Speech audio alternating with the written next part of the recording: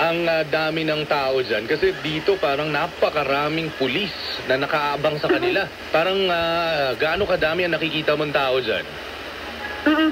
Radyo Ramsey, yung mga tao dito, medyo hindi naman sila gaanong madami, pero yung mga nakikita, just to investigate initially, no, magtatanong, mga konting katanungan lamang doon sa mga impormasyon na pinaparating sa atin ng ating mga kababayan, lalo-lalo na sa Tuguegarao City, na ang daming mga Chino ngayon, no, na naglalakad. In consideration of a present or future favor in return is prohibited. Baka kasi meron ng strings attached. Yun ang sinasabi ni Chairman Artes na parang tinanggap namin siya, it is considered a donation, donasyon ito, no strings attached, pero for me, it works for my life. It's a miracle, and I couldn't find anything closer to that. Para di madaling masira ang ngipin ng pamilya, ngayon pa lang, you need toothpaste for brushing every after kumain. Naalala ko tuloy, binanggit mo yung lupon. Ako po yung matagal na naging lupon sa Dilatenia. Conciliation lang po ito. Settlement po yan. Hindi pwedeng ang pinakamagagawa lang namin during that ang patambukin. Pakapalin ang bulsa, hindi ganon. Bayan, bulsa ng bayan ang gusto niyang maging malusog. Para may pera tayo. Kaya, bagong batch daw po ng plastic driver's license card. Ay, salamat. No?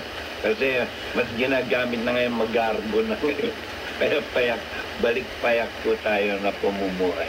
Natalie. Ayun, maraming salamat, Doc Jimmy. At yun nga po, yes, living simply, sabi po ng Loban na posibleng umabot ng 33 degrees Celsius maximum temperatures at sa Iloilo naman posibleng umabot ng 34 degrees Celsius ang maximum temperatures. Samantalang dito sa mga piling syudad sa Mindanao area for Metro Davao, hanggang bukas po makakaapekto pa rin yung Mark Cafe ka na ba? Available ang Mark Cafe 5-in-1 plus 1 coffee mix sa mga drugstores, pharmacies at groceries sa inyong lugar. Basta Mark Cafe, ang sarap ng natural. Ang sarap ng natural pag Mark Cafe! Mark Cafe workers na po dyan, pera namin nilaro mo. Bawal, diba? Sabi ho ng Presidente, kailangan daw natin ng critical media. Sa ikauunlad ng bayan, yan po ang sabi niya doon sa... Pack up. And work number 2, Arena Sabalenka, Pia Post, Young 2. Sabalenka has finished runner-up on her last 3 appearances in Step Guard by losing the final to former number 1 Ashley Bard in 2021 and current number